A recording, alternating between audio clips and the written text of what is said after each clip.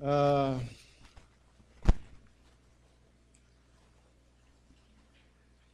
o apóstolo Paulo, ele está lidando com uma situação aqui com a igreja em Roma muito delicada e que tem tanto a ver, apesar da distância temporal, né, de um problema do primeiro século com as realidades do século XXI. A gente pode pensar, mas como isso pode ter alguma relação? É impressionante como essa problemática aqui, o tema desse problema diz respeito a situações, a crises que a gente passa na nossa convivência. É impressionante como isso é real e como isso tem a ver com coisas muito íntimas nossas, coisas que talvez a gente não fale, mas sentimos, e coisas que causam problemas, conflitos grandes, tanto na igreja quanto em nossa vida pessoal.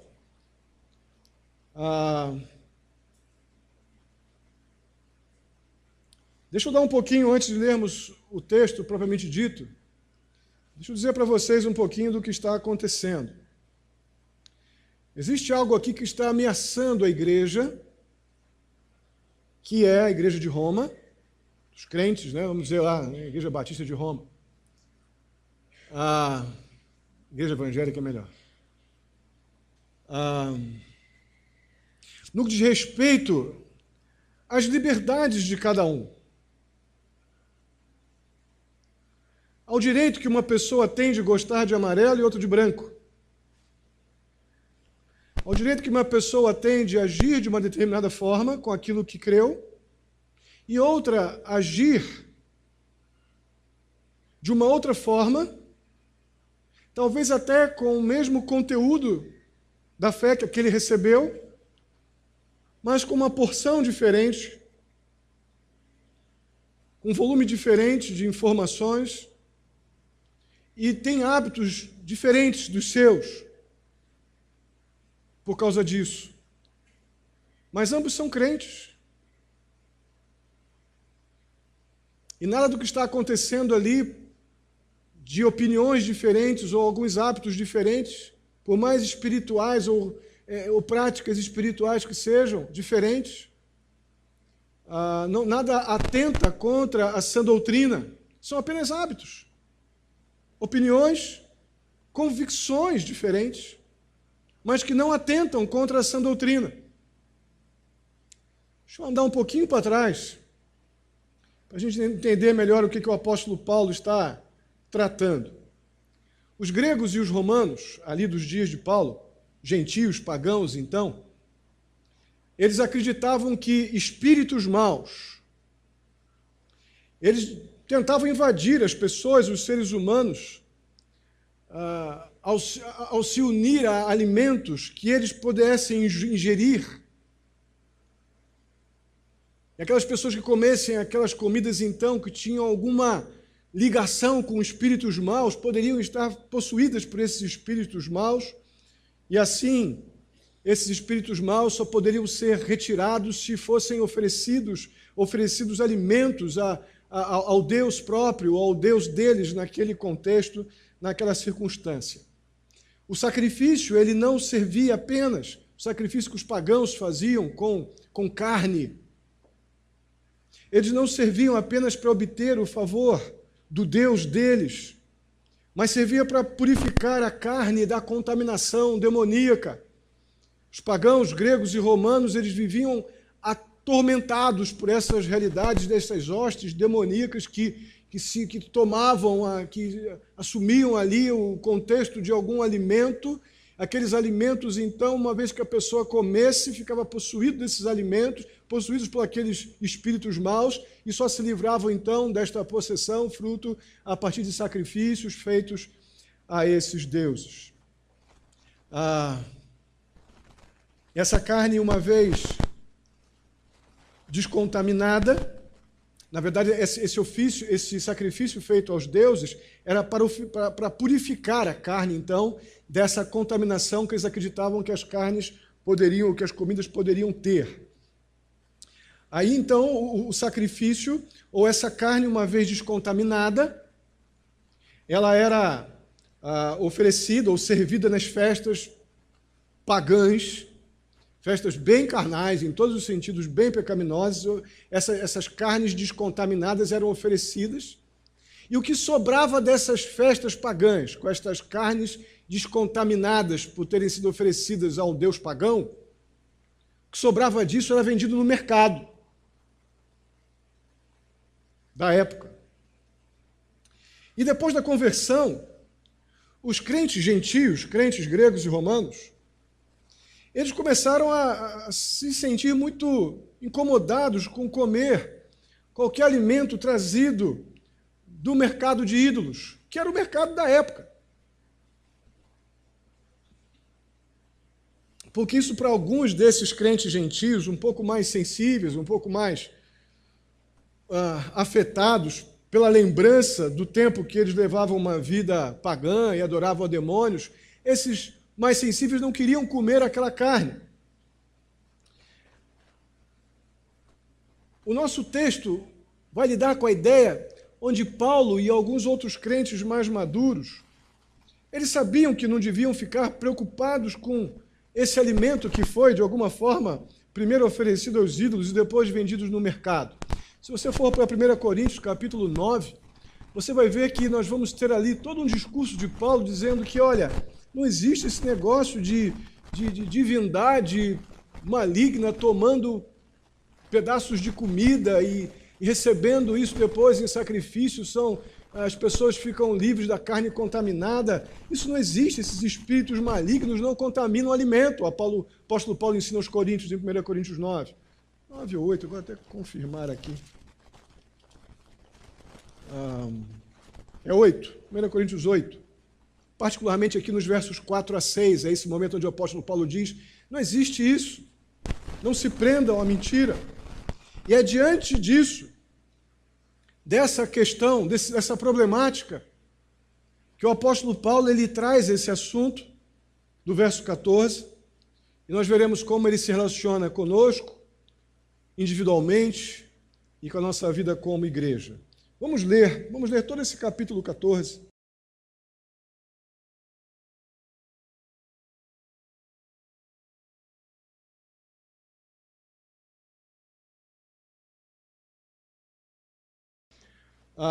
Muito bem. O que eu vejo aqui nos versos 1 a 12 é o apóstolo Paulo dando uma arrumada na casa.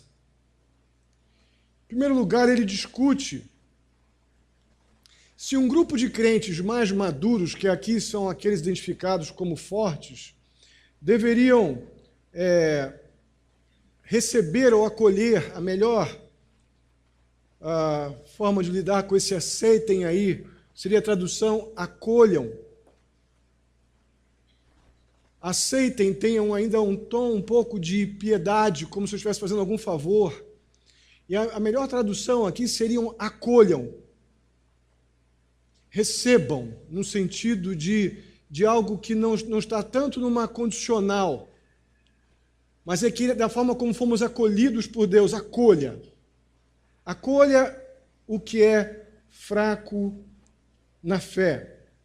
A ideia é que o apóstolo Paulo está dizendo àqueles crentes que têm mais maturidade espiritual, talvez sejam crentes há mais tempo, tenham mais conteúdo das Escrituras e conhecem mais da vida cristã, da dinâmica da vida cristã.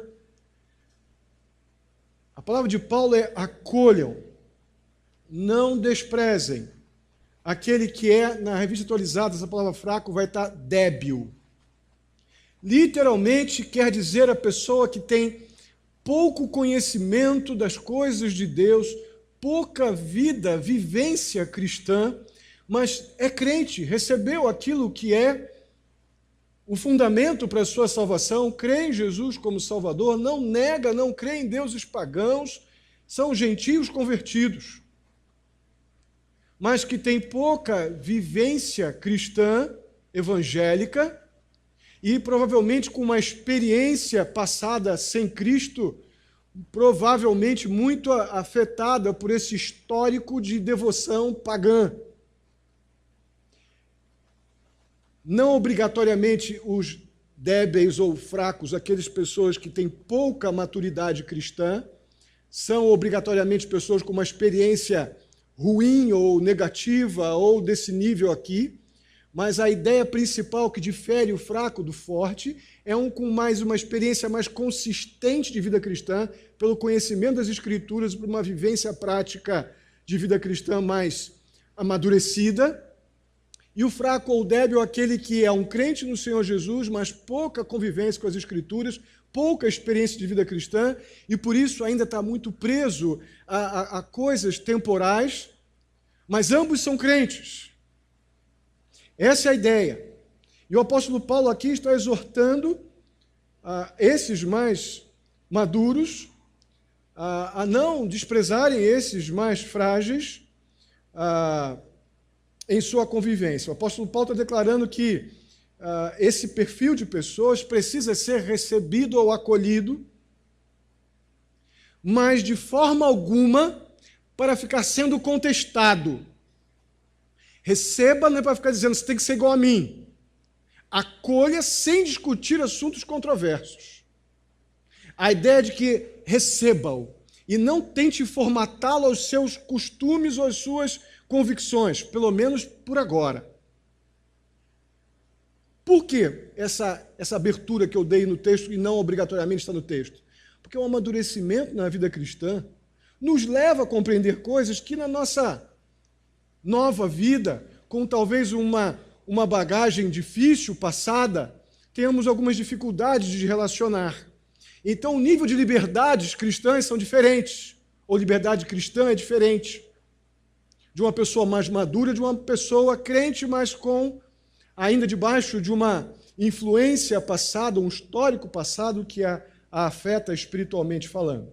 Mas antes de continuar, eu preciso definir algo aqui.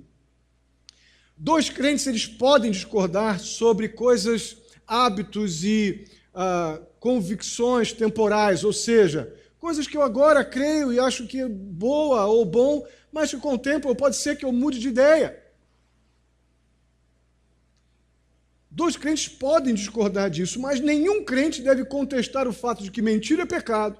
Nenhum crente deve contestar o fato de que roubar, imoralidade e coisas afins são pecado. Nenhum crente deve diferir sobre a divindade de Cristo. Nenhum crente deve diferir sobre a salvação unicamente pela graça, ou ressurreição corpórea do Senhor Jesus Cristo. Ressurreição essa que garante ao crente não somente o perdão de pecados, mas a vida eterna.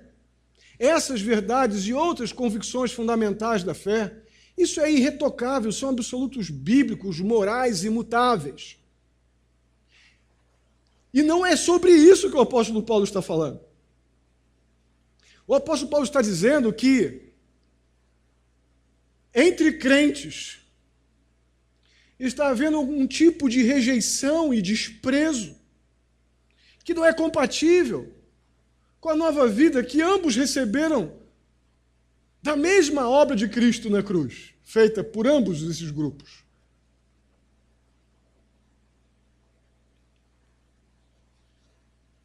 O versículo 2, fica a sua Bíblia aberta, que vamos voltar diversas vezes, estão com vários slides aqui, mas mantenha a sua Bíblia aberta. O versículo 2 diz que um crê que pode comer de tudo, já o outro, cuja fé é fraca, come apenas alimentos vegetais. O crente aqui nesse versículo, identificado por Paulo como mais fraco, é esse que acha que só deve comer vegetais, não deve comer carnes. Aquele crente mais forte é aquele que diz que posso comer carne, posso comer vegetais, posso comer de tudo. Então o apóstolo Paulo, no verso 3, afirma: aquele que come de tudo não deve desprezar o que não come. E aquele que não come de tudo não deve condenar aquele que come. Percebam que eu falei no começo da mensagem que o apóstolo Paulo estava tratando de um assunto que estava causando um grande conflito, um grande problema na igreja de Roma. E que não tinha nada a ver, propriamente dito, com questões salvíficas, mas eles estavam se pegando porque estavam num contexto onde costumes ou convicções eram mais importantes do que aquilo que os unia. Estavam perdendo a percepção do que era mais importante.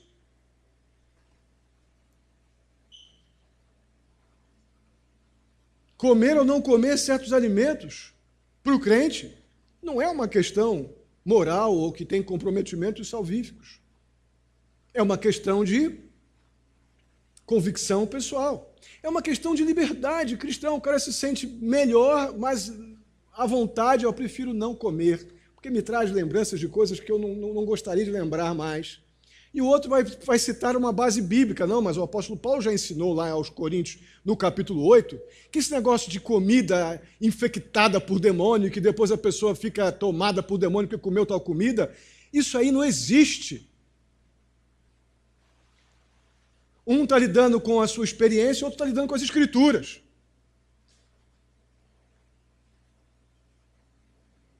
Mas aquilo que poderia se transformar em ou essa discussão poderia se transformar, e se transformou, numa grande polêmica, numa grande questão moral. Quando não deveria. Por quê? Porque nós estamos desprezando aquele que as Escrituras nos dizem, aquele que Deus acolheu. Os mais frágeis aí são esses, que estavam desprezando os mais frágeis de conteúdo bíblico, por causa das suas convicções, experiências pessoais, estavam desprezando aqueles mais fortes no conteúdo bíblico, mais maduros, que diziam, nós já aprendemos que isso não tem nada a ver. Dá graças e alimente-se. Aí esses mais frágeis estavam condenando esses outros, e os mais fortes estavam desprezando as convicções dos mais novos. Mas a Bíblia diz que Deus acolheu os dois. Deus acolheu a ambos. Aí o apóstolo Paulo, no verso 4, questiona. Quem é você para julgar o servo alheio? E para o seu senhor, que ele... É para o seu senhor que ele está em pé ou cai. E ficará em pé, pois o Senhor é capaz de o sustentar. Irmãos, o crente mais fraco, no sentido... Aí nós estamos lidando com uma questão emocional muito delicada. Porque você já deve estar pensando, qual que eu sou? Eu sou o crente fraco ou sou o crente forte? O nosso problema em lidar com esse texto é que você, de jeito nenhum, você quer ser o crente fraco. Você quer ser o forte. Aí daqui a pouco, se você olhar o texto com um pouquinho mais de atenção, você vê que o forte está com uma postura no desdobramento dessa problemática tão pecaminosa quanto o fraco. Deus está repreendendo os dois grupos. A problemática aqui não é se eu sou forte ou sou fraco. A problemática aqui é o quanto eu sou maduro na fé para lidar com a diferença de opinião dos outros. O quanto eu tenho das Escrituras para estar em condições de lidar com a diferença sem precisar rejeitar ou condenar aquele que está pensando ou agindo diferente de mim em questões que não envolvem convicções salvíficas. E é aqui que talvez não escape nenhum de nós. Fracos ou fortes. Porque a tendência é esquecermos daquilo que nos une e apenas nos dedicarmos a nos sentir melhores que os outros, quando deveríamos estar muito mais humilhados diante do conhecimento das Escrituras do que nos exaltando pelo que conhecemos. Esses que ficam na fila para ser aqueles que são chamados de fortes. Mas o apóstolo Paulo chama a atenção desse mais fraco, que ele quer condenar e julgar o mais forte, como se alguém forte ou fraco estivesse debaixo de alguma outra autoridade que não fosse a do Senhor. Por isso que o texto diz, é diante do Senhor que você fica de pé ou cai. E Paulo complementa. O fraco ou o forte, o desprezado ou o condenado, estão diante do seu Senhor, e ao Senhor, é diante dele que ele fica em pé. E o texto complementa, né? E ficará em pé um ou outro, e aqui em particular está falando sobre o fraco, pois o Senhor é capaz de o sustentar. Foi Deus quem salvou. Deus é capaz de sustentar aquele que está até com uma convicção frágil, desnecessária a respeito de algum assunto. Mas se Deus o salvou, Deus o manterá em pé, e no tempo devido vai amadurecê-lo. Quem é você para condenar ou rejeitar?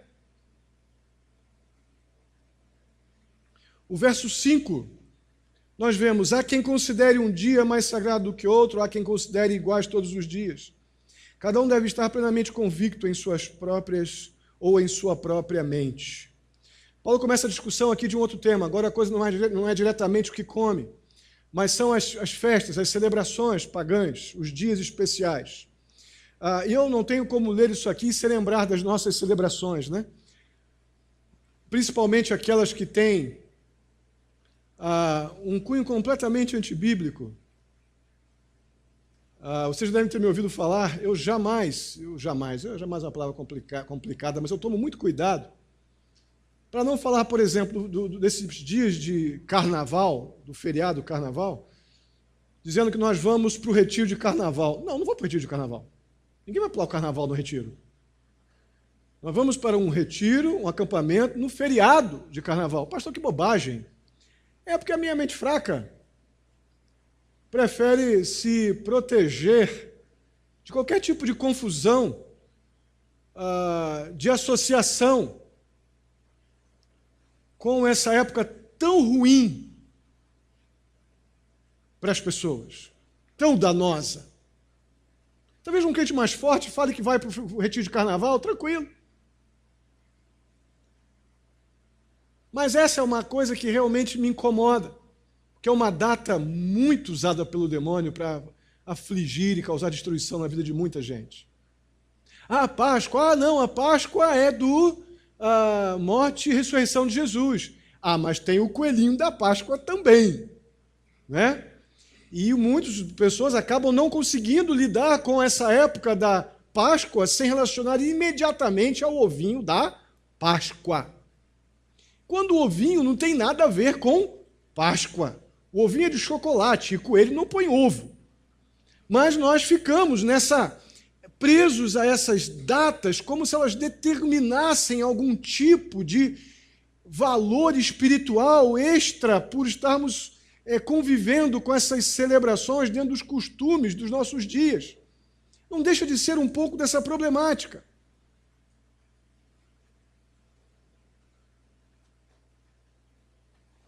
O crente mais fraco, ele faz diferença entre dia e dia.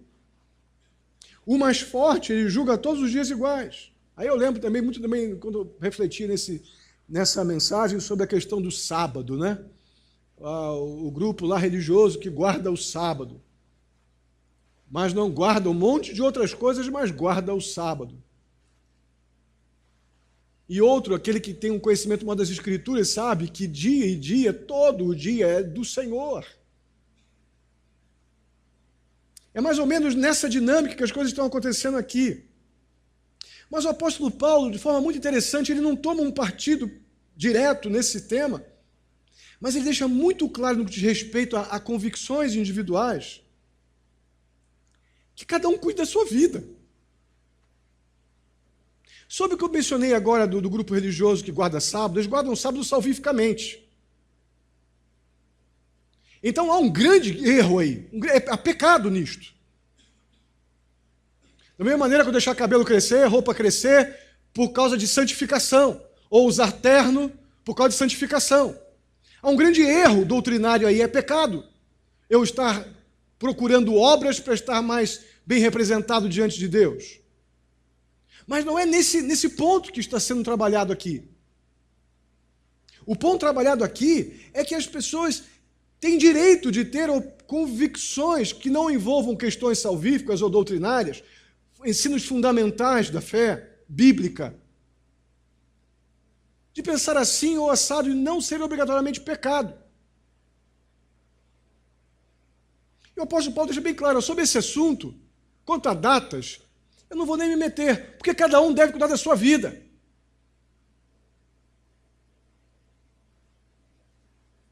Se alguém tem uma determinada liberdade e o outro se abstém, como Colossenses 3,23 nos ensina, faça tudo para o Senhor e não para homens. Que seja para o Senhor, como o texto nos diz.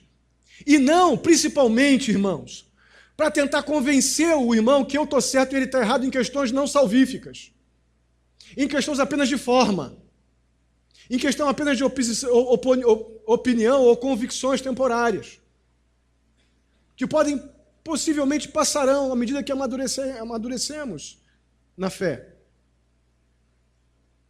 Como diz o verso 6, aquele que considera um dia como especial para o Senhor, assim o faz. Aquele que come carne para o Senhor, pois dá graças a Deus. E aquele que se abstém, para o Senhor se abstém e dá graças a Deus. Se é para o Senhor. Se eu estou tendo uma postura que eu identifico que isto, eu me sinto bem no meu relacionamento com Deus, já que tudo que eu faço precisa ser para o Senhor, o Deus que tudo vê e requer a minha adoração em tudo que eu faço. E não tem, repito, nenhuma convicção amoral ou antibíblica sendo colocada em questão aqui. Que cada um cuide de si. Mas acompanhe o desdobramento dos versos 7 e 9. Eu vou ler aqui, acompanhe na sua Bíblia. Pois nenhum de nós vive apenas para si, e nenhum de nós morre apenas para si. Se vivemos, vivemos para o Senhor. E se morremos, morremos para o Senhor. Assim, quer vivamos, quer morramos, pertencemos ao Senhor. Por esta razão, Cristo morreu e voltou a viver para ser Senhor, tanto de mortos quanto de vivos. Por que Paulo está dando essa ênfase, de repente, nesses extremos, de vida ou morte, viver ou morrer? Porque nada está fora dessas fronteiras, meus irmãos. Paulo, na sua própria linguagem, no seu estilo literário, de muitos paralelismos, muitas confrontações de ideias, ele está deixando passar que nada está fora desses limites da vida e da morte. Como nada que o crente faça ou deixa de fazer deve estar fora do nosso, como salvos, do nosso compromisso pessoal de servirmos ao nosso Deus com tudo o que fazemos, falamos e queremos na nossa prática, nas nossas liberdades como crentes. Condenar nosso irmão em suas convicções pessoais que não têm comprometimento salvífico é pecado, é desnecessário, é errar. Não podemos condenar aquele que Deus justificou. Eu condeno uma pessoa como pecadora. Não está fazendo como eu. Repito, não estou falando de coisas que envolvem salvação ou obras para adquirir qualquer benefício espiritual. Estou falando de opiniões, hábitos circunstanciais, muitas vezes. A gente simplesmente despreza e condena aquele que Deus soberanamente justificou em Jesus Cristo. E algo definitivo está sendo dito aqui nos versos 10 a 12. Acompanhe comigo, está no slide. Portanto, por que você julga seu irmão? Essa palavra julga aqui, ela, mais literal, seria condena. É um passo final daquele processo de você lidar com algum tipo de convicção. Já é um assunto na sua cabeça finalizado. Eu condenei, eu não estou num processo de julgar alguma coisa mais. A ideia aqui, a palavra ideal aqui seria condenar. Por que você que condena, por que você condena seu irmão? E por que despreza seu irmão? Os dois grupos, o forte e o fraco. Pois todos compareceremos diante do tribunal de Deus, pois está escrito, por mim mesmo jurei, diz o Senhor. Diante de mim todo joelho se dobrará e toda língua confessará que sou Deus, assim cada um de nós prestará contas de si mesmo a Deus. Irmãos, esse texto aqui, a Luísa entrou na minha sala essa semana, quando eu estava acabando de dizer, entendi, né, Lu? Cadê a Lu? Caiu, quando eu lidei com esse tribunal de Deus aqui, os meus preconceitos me atrapalharam demais para compreender a aplicação desse capítulo 14. até eu dar de cara com um assunto que eu tenho mais intimidade, que são as questões que envolvem a escatologia e que fala ali do bema. Mas antes disso, quero dizer que Isaías 45, 23 é lembrado aqui no verso 11, com a proposta, com o propósito de cada um de nós deve conscientemente dar a Deus honra e graças constante, porque está escrito: porque por mim mesmo jurei, diz o Senhor, diante de mim todo joelho se dobrará, toda língua confessará que eu sou Deus. Então, cada um de nós deve dar a Deus essa adoração, esse culto, por nossas atitudes sempre. Parece que é um lembrete que o apóstolo Paulo está fazendo. Mas como é que nós poderíamos estar tão preocupados em condenar ou desprezar uma pessoa que tem algum hábito não salvífico, não tem comprometimento salvífico? A gente condena, não quer no nosso meio, a gente despreza, sem pensar no dano que eu posso estar causando na vida dessa pessoa, crente como eu, alcançado pela graça, justificado por Jesus Cristo.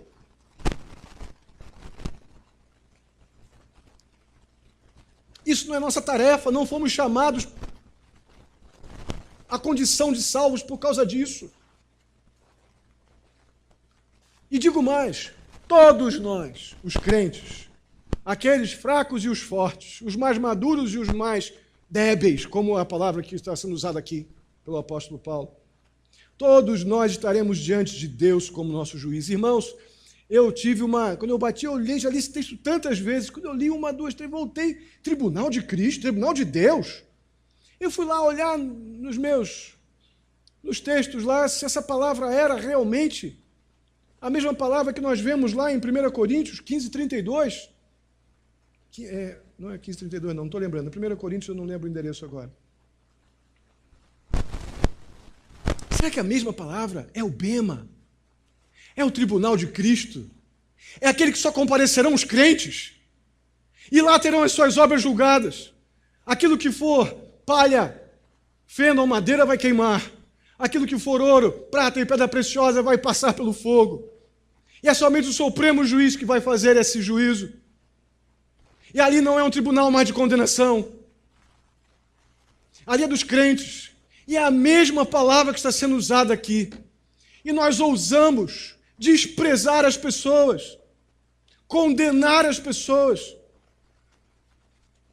porque elas têm algum tipo de formatação, algum hábito que não envolve doutrina, que é diferente do nosso, sem se preocupar com o dano que podemos causar na vida, em particular de um crente novo na fé, que está cheio de ainda reflexos, medos, inseguranças e coisas que podem ainda afligir questões comportamentais.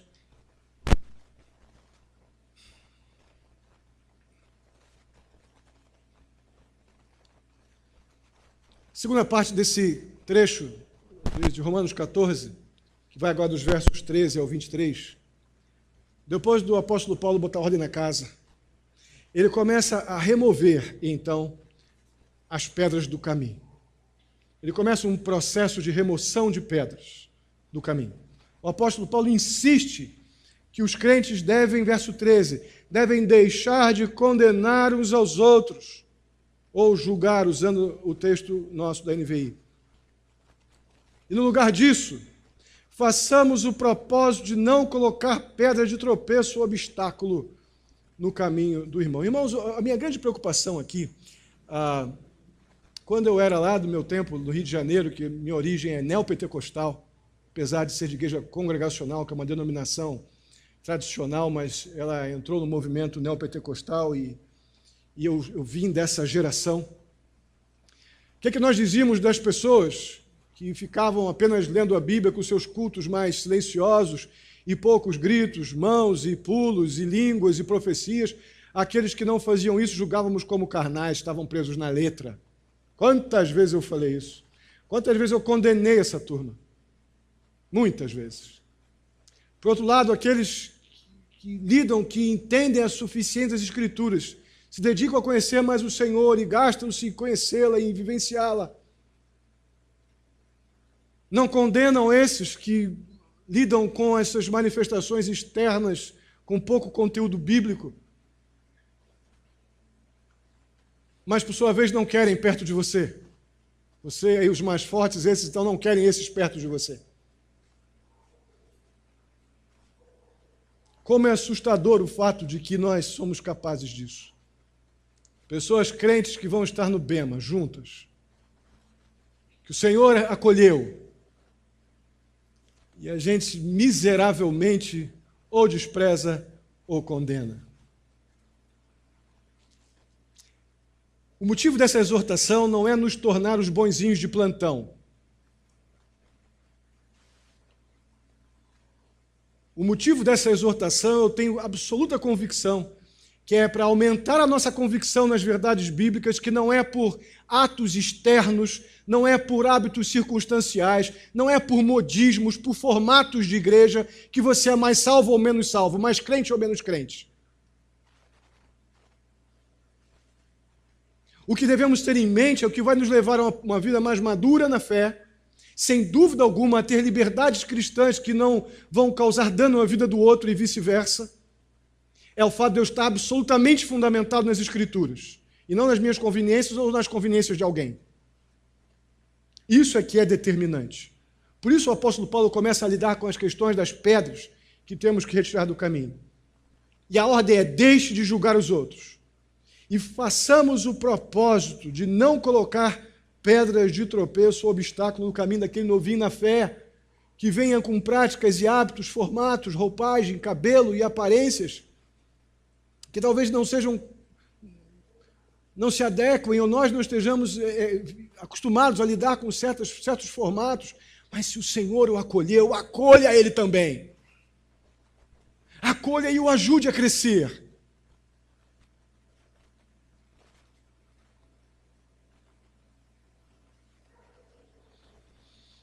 O fato é que, seja no século I ou século XXI, desprezar ou condenar esses grupos simplesmente causam um dano à igreja e um dano à vida individual da pessoa enorme, enorme.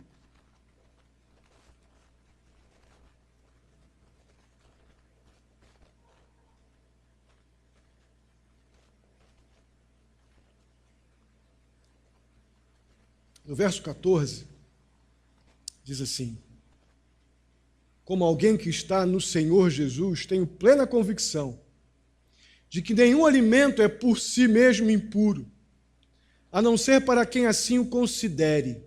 Para ele é impuro. Parece que o apóstolo Paulo, como um crente mais maduro e possível, então, dentro dessa qualificação forte, ele sabe que nada é impuro em si mesmo. Ele ensina aos Coríntios, lá no capítulo 8, claramente isso. Depois você dá uma boa lida em casa. Mas para aquela pessoa que, nas suas convicções pessoais, não salvíficas, ele sabe que somente Cristo Jesus, somente o que Cristo fez na cruz é suficiente para perdão de pecados e vida eterna.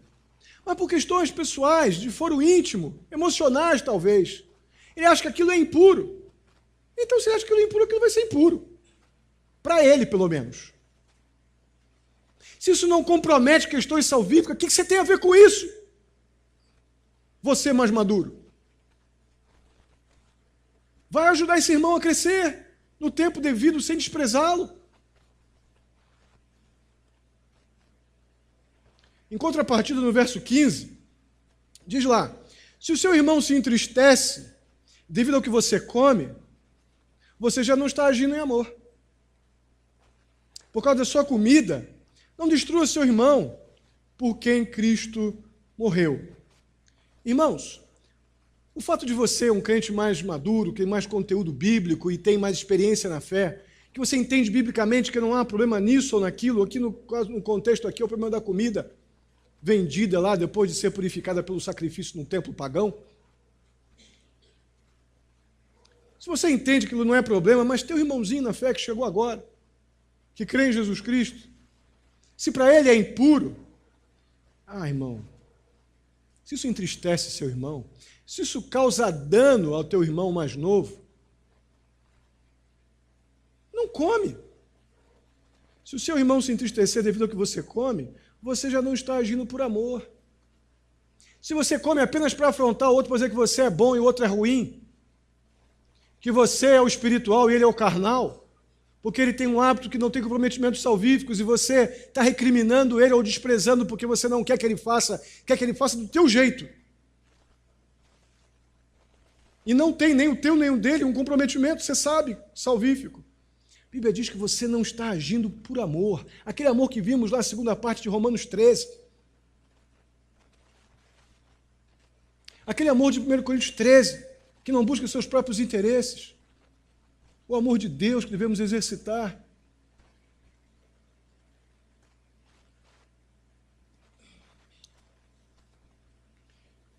Sentimentos de amargura, irmãos, podem afastar uma pessoa de Cristo. Um frágil na fé, uma pessoa que não procurou crescer no conhecimento das coisas de Deus, uma vida cristã saudável, fruto de um relacionamento vívido, firme com as Escrituras. Ele, na Bíblia, ele é apresentado como um crente débil, frágil, e que não sabe lidar com as coisas, com coisas mais maduras, com coisas práticas, com liberdades cristãs naturais que poderíamos ter. O fato é que a minha censura, a minha discriminação, rejeição ou acusação, com coisas que não comprometem as questões salvíficas, se tornam verdadeiros bullying espirituais, onde pessoas podem ficar tão fortemente feridas que têm seu relacionamento com Cristo comprometido. Eu não estou falando de salvação. Quando o apóstolo diz aqui, por sua comida ou por causa da sua comida, não destrua seu irmão porque em Cristo morreu. Não está falando de destruir salvação de ninguém. Cristo já morreu por ele está salvo. Mas vai ser sempre um crente esfarrapado, sempre sensibilizado, hipersensível, duro às vezes para receber uma palavra bíblica, porque ele está tão afetado por esse desprezo de quem deveria acatá-lo com amor, acolhê-lo misericordiosamente. E não são poucos os que estão assim, por coisas que não têm nenhum tipo de comprometimento salvífico. Apenas desprezado porque não faz como eu faço, porque não gosta do que eu gosto e não fala como eu falo. Não são poucos os crentes mais novos na fé, que talvez tenha até 20 anos de igreja, mas nunca teve um nível de comprometimento saudável com as Escrituras. E a gente acaba não exercitando o amor bíblico necessário para deixar até de fazer alguma coisa que seria uma liberdade cristã possível a você. Mas você para que aquele irmão não se sinta de alguma forma entristecido e vai procurar ajudá-lo a crescer e ensinar no tempo devido. Talvez ele mesmo chegue às conclusões naturalmente.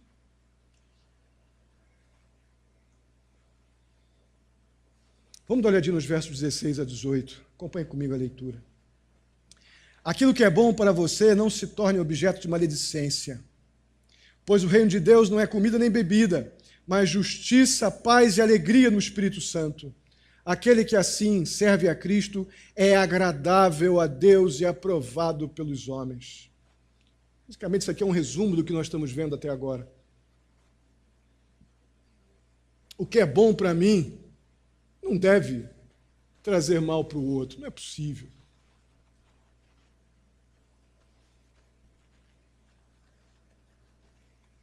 Não está no comer, deixar de comer, ou ter algum hábito fruto de uma convicção pessoal que não compromete verdades bíblicas morais, salvíficas. Não está no fazer isso ou aquilo a verdadeira vida do crente. A vida do crente está em Jesus Cristo. Para o incrédulo que não tem a esperança da eternidade, de fato, como vemos lá em 1 Coríntios 15, verso 32, a vida não é mais do que comer, beber e ser feliz a qualquer custo. Para o incrédulo, de fato, o que resta para ele a não ser achar que a vida tudo se resume em comer, beber e ser feliz de qualquer jeito. Paulo fala em 1 Coríntios capítulo 15. Mas para o crente, como vemos aqui no verso 17, para o crente não. Para o crente a verdadeira felicidade está aqui nessas verdades espirituais. É o reino de Deus. O reino de Deus é justiça, paz, alegria no Espírito Santo. Isso aqui essa é a nossa verdade. E à luz dessas bênçãos espirituais, da justiça, da paz, da alegria no Espírito Santo, impor nosso padrão de liberdade cristã aos outros é tolice, é pecar contra os outros, que não pensam talvez nessas coisas temporais como nós. O amor bíblico, irmãos, definitivamente não toma para si a liberdade. Muito pelo contrário, ele entrega a sua liberdade em benefício do outro. Vimos isso semana passada, nos versos 8 a 14 de Romanos 13. Ele entrega a sua liberdade para o outro. É por isso que essa pessoa que sabe da sua liberdade cristã, mas por causa do outro, para acolher o outro, ele entrega, ele abre mão da sua liberdade. Esse aqui no verso 18, a Bíblia diz que ele é agradável a Deus e aprovado pelos homens. Esse é o agradável a Deus. Aquele que aprendeu a amar do jeito de Deus e acolhe o frágil a fim de ajudá-lo amorosamente e pacientemente a crescer na graça, no conhecimento do Senhor Jesus Cristo, nos hábitos, nas liberdades cristãs, ou aprende a conviver com a diferença sem julgar ou condenar ou desprezar o outro. Verso 19 diz assim: por isso, esforcemo-nos em promover tudo quanto conduz à paz e à edificação mútua. Esses textos são daqueles que eu digo que ninguém precisa aqui de grego para poder fazer uma boa exegese. O que é que significa esforcemo-nos no grego? Hein? Esforço, faça força, dedique-se, se empenhe em promover tudo quanto conduz à paz e edificação. Não se empenhe pelo que destrói muro, ou melhor, pelo aquilo que constrói muros. Se empenhe pelo aquilo que destrói os muros, pelo aquilo que deixa um ambiente plano para a gente poder conviver, sem comprometer uma convicção salvífica, doutrinária, verdades morais que envolvem a vida do crente no Senhor Jesus Cristo, habitado pelo Espírito Santo e comprometido com uma vida santificada. Mas não julgue que o outro é bom ou ruim por causa daquilo que você entende por suas convicções pessoais que é bom para você. Não despreze, não condene. Então, nos versos 20 e 21, diz lá, não, aí que vem um comprometimento importante, a preocupação do apóstolo Paulo no verso 1. Não destrua a obra de Deus por causa da comida. Todo alimento é puro, mas é errado comer qualquer coisa que faça os outros tropeçarem. É melhor não comer carne nem beber vinho, nem fazer qualquer outra coisa que leve o seu irmão a cair. O apóstolo Paulo deixa bem clara aqui a sua convicção de que esse tipo de contenda tem um poder destruidor na igreja e tem um poder destruidor em nossos relacionamentos pessoais. E finalmente nos versos 22 e 23. Assim, seja qual for o seu modo de crer a respeito dessas coisas, que isso permaneça entre você e Deus. Feliz é o homem que não se condena naquilo que aprova, mas aquele que tem dúvida é condenado se comer, porque não come com fé, e tudo que não provém de fé é pecado. O apóstolo Paulo afirma que cada um deve ter o seu padrão de conduta pessoal e que isso fique com você. Não tenta fazer adeptos das suas convicções pessoais. Faça o que você julga que é reto aos olhos de Deus.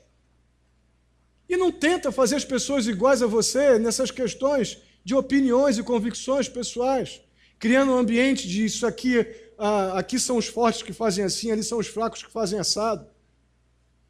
Não faça isso, não. Tenha essas coisas, permaneçam essas coisas entre você e Deus.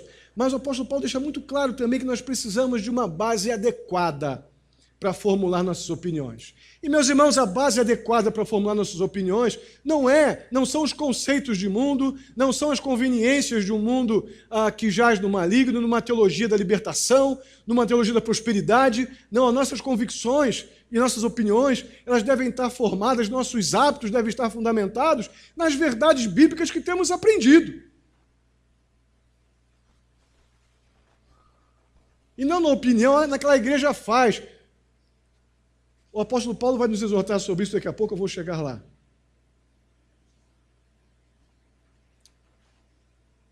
Um crente ele pode estar convicto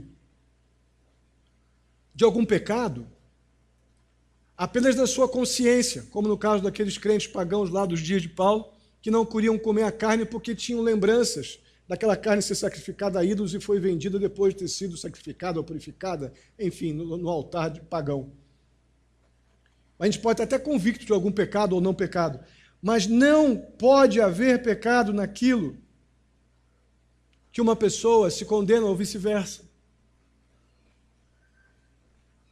Eu posso ter uma determinada convicção em função de uma experiência, mas se aquilo não está ratificado na Bíblia, não condene o outro pelo aquilo que ele pratica.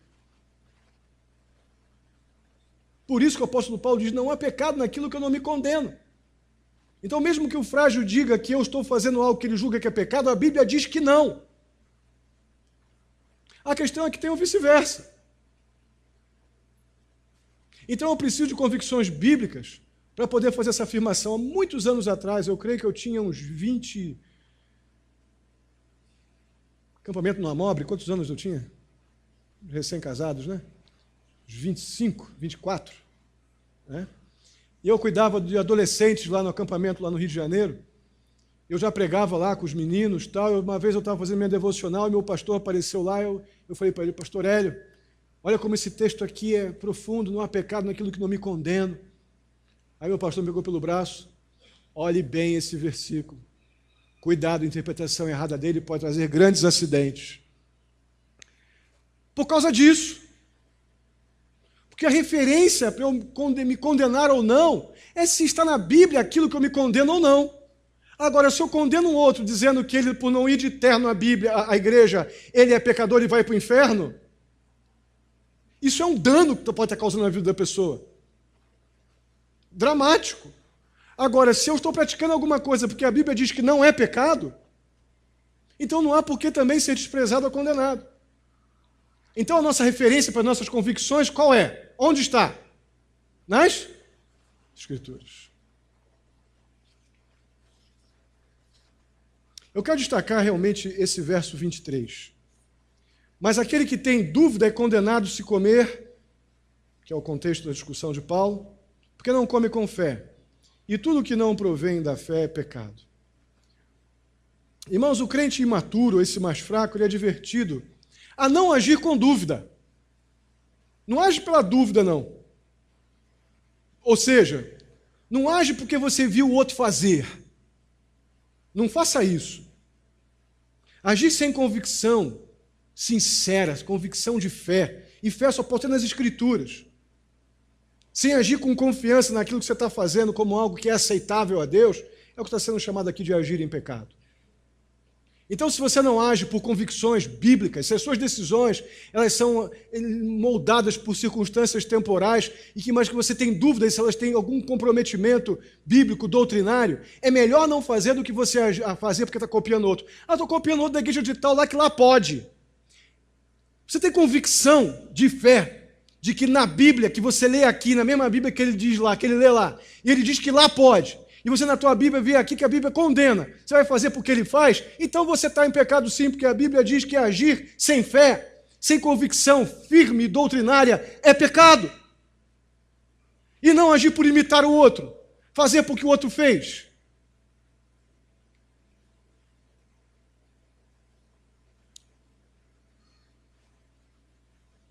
Como nós estamos envolvidos nisso? Como isso aqui me afligiu essa semana?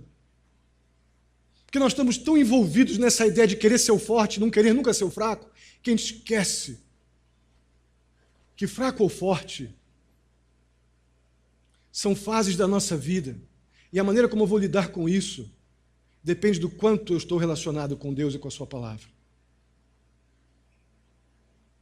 Hoje, sem dúvida alguma, cardápio não seria o nosso problema para alguma discussão, porque nós gostamos de comer, né? E geralmente a gente come de tudo, né? Haja visto os nossos gecons. Ô, povo bom de comer esse aqui. Então, cardápio seguramente não seria o motivo da nossa discussão. A gente come bem. Nosso foco, as nossas tensões aqui estão em outras coisas, outras áreas. Elas giram em questões de sexualidade. Homem-mulher, homem-homem, mulher-mulher, com mulher. Casamentos homoafetivos, sendo considerados por grupos evangélicos. A gente lida hoje gravemente com a situação do divórcio e recasamento, dentro de igrejas batistas, com líderes, pastores, encontrando justificativa para seus desvios doutrinários, questões de cultura. A nossa posição como igreja diante de um liberalismo pós-moderno terrível, que afeta a nossa compreensão das Escrituras. Essas são as nossas tensões. Voltarmos aos fundamentos da fé, estarmos absolutamente firmados em verdades inabaláveis e imutáveis que envolvem a salvação unicamente através de Jesus Cristo, o perdão de pecados, a justificação pela fé e os valores morais bíblicos que devem acompanhar o crente no Senhor Jesus Cristo. Isso sim deve ser a nossa referência. O que deve prevalecer, então, são as Escrituras. E as nossas convicções precisam estar sendo moldadas, sejam na tua maturidade, como um crente mais forte, seja na tua imaturidade, como um crente ainda crescendo na fé. E repito, o fato de estar crescendo na fé não significa ser um crente, talvez com pouca vivência bíblica no seu dia a dia. Você pode até ter uns 20 anos de vida de igreja, irmão. Mas teu relacionamento com as Escrituras foi pobre e frágil. Você precisará crescer naturalmente. E não deve de forma alguma ser rejeitado ou condenar o outro que faz o que você não faz, porque nós fomos todos justificados, recebidos pela graça de Deus em Jesus Cristo, e os crentes estarão no bema com o Senhor Jesus, onde somente as obras serão queimadas.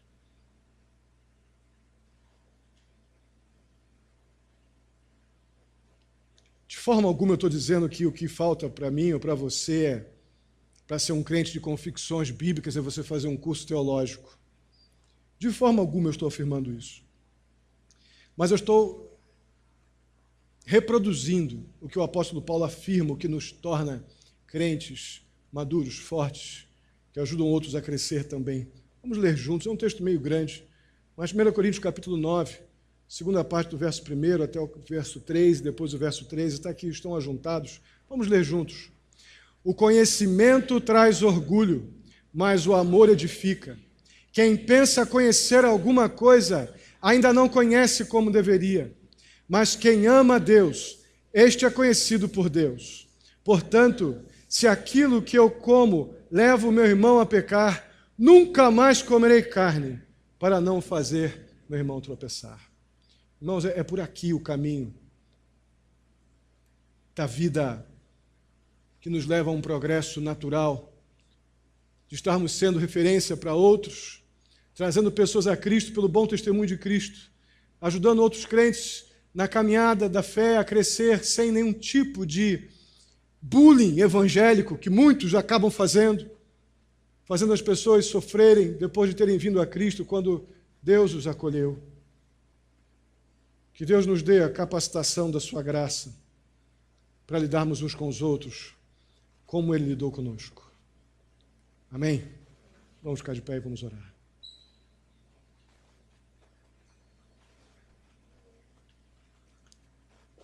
Bondoso e amado Deus, louvado seja o teu nome. Obrigado pela tua palavra, pela correção recebida. Muito obrigado pela tua paciência em nos conduzir à tua vontade de maneira tão carinhosa. Muito obrigado, ó Deus, pela oportunidade, ó Deus, de compartilhar com a tua igreja verdades espirituais tão determinantes para a nossa convivência até que o Senhor Jesus venha. Ajuda-nos, ó Deus, a sermos acolhedores. Que não julguemos, ó Pai, que por causa de um pouco mais de conhecimento bíblico, ó Pai, devemos desprezar aqueles que estão em situação talvez um pouco diferente, ou com opiniões um pouco diferentes das nossas, desde que não comprometam as verdades salvíficas. Ajuda-nos, ó Deus, a ter uma posição humilde no que diz respeito àqueles que estão crescendo e amadurecendo, para que possamos juntos, ó Pai,